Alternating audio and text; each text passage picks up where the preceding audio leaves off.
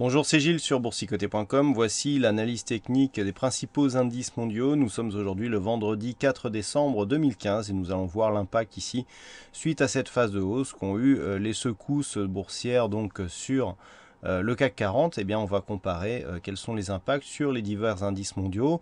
Donc les repères ici, c'est une phase de hausse et un retour ici sur une zone de support qui était résistante sur cette zone ici de consolidation. Donc entre 4680 et 4733 points. Sur le DAX, nous pouvons constater effectivement la phase de baisse. Donc les cotations ne sont pas arrivées aujourd'hui, mais on est venu chercher ici un point bas aux alentours des 10 630. Donc approximativement voilà sur ces points-là. Donc on n'a pas cassé ici le point bas significatif du 16 novembre. Et au moment où je vous parle, eh bien, les contrats futurs sont aux alentours des 10 850. Donc ce qui nous fait la même chose, la même configuration que ce que nous avons sur le CAC.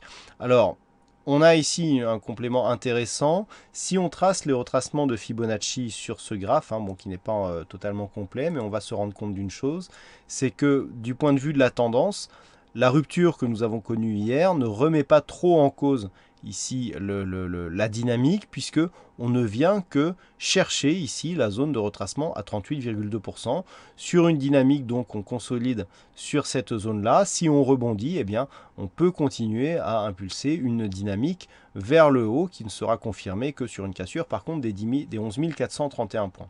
Par contre, le pendant de tout ça, c'est que nous avons une figure ici, sur le point bas, qui est défini par un point bas qui est fortement significatif. Je veux parler ici de ces trois points bas, donc on a une bougie qui vient là. Si on vient à casser ici, on a une configuration, alors c'est entre l'Adam et Ève et la anse avec tasse inversée. Toujours est-il que l'objectif est le même et que cette zone est renforcée par le fait que nous avons ici un gap. Donc ligne d'eau défini par un gap haussier qui n'a toujours pas été comblé, et je dirais même que ce gap a fait office de support lors du précédent contact ici avec cette zone. Si on casse cette zone, le mouvement baissier est très puissant et potentiellement assez rapide qui pourrait nous ramener dans cette zone des 10 000 points. Donc là, on est sur quelque chose d'assez puissant, voire même 9 800 points. Attention donc à surveiller cette zone des 10 626 points. Sur le FTSE, donc indice européen, mais qui ne fait pas partie de la zone euro, on voit que le discours de Mario Draghi a eu très peu d'impact, avec ici une petite baisse assez légère, assez contenue. Un retour ici sur une zone majeure des 6248 points, qui ne remet pas en cause ici la poursuite du mouvement. On était sur une dynamique légèrement haussière qui avait du mal ici et qui plafonnait. Donc pour l'instant, on est sur une phase de neutralisation autour de cette zone des 6248 points. Donc il faudrait revenir ici sur cette zone des 6100 points pour mettre en danger un petit peu cette zone de hausse. À noter ici que cette zone ici de support qui n'a que 2 points significatifs pourrait très bien, donc, si j'arrive à l'attraper, voilà, se repositionner comme suit et avoir une légère différence ici sur le prochain contact. Donc, en fonction de ce prochain contact, on a plutôt ici une cassure de cette résistance oblique baissière, comme nous pouvons voir sur cette vue un peu plus écartée, qu'une mise en danger de cette zone de support. Donc, le mouvement haussier devrait se poursuivre. Par contre, il ne sera validé que sur une rupture de ce point haut à 6488 points. Du point de vue des indicateurs, c'est neutre sur le RSI. Le stochastique envoie un petit signal baissier. Attention donc de ne pas par contre casser ce support sur ce début de signal naissant, surtout qu'il est confirmé par le MACD. Sur les indices américains, l'impact est beaucoup plus faible, puisqu'après ici avoir connu une petite phase de baisse, et bien, au moment où je vous parle, les indices, le S&P 500 cote à 2087 points. Donc on est déjà revenu sur les zones d'avant Mario Draghi, ce qui pourrait tirer les indices européens et donc confirmer la dynamique haussière qui est en train de se développer sur les futurs, avec un retour ici sur cette zone. Donc on le voit, sur le S&P 500, l'impact est vraiment très réduit. On reste sur une dynamique haussière, avec ici une dynamique qui est venue sur un point haut consolidé sur le 38,2 et on marque ici une petite oscillation, on est légèrement descendu avant de remonter ici assez rapidement vers cette zone de cotation. Donc on n'a quasiment pas d'impact ici sur le S&P 500, la dynamique reste haussière, du point de vue des indicateurs c'est relativement stable, on est neutre ici du point de vue du RSI, le stochastique par contre envoie lui un petit signal baissier qui n'est que partiellement ouvert, il faudrait que la ligne de signal suive. Par contre, on est complété par le MACD dans une légère hausse de volume.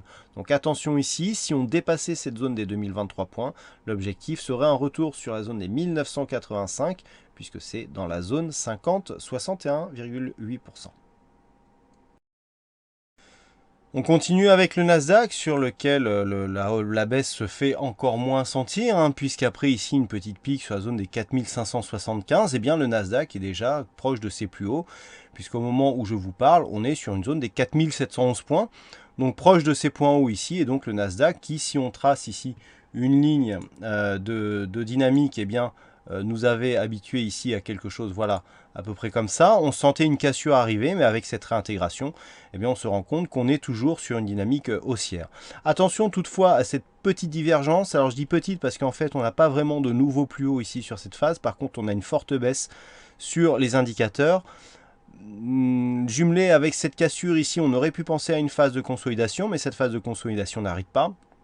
Par rapport à la dernière dynamique ici, on a fait 1,38,2, 1,23,6.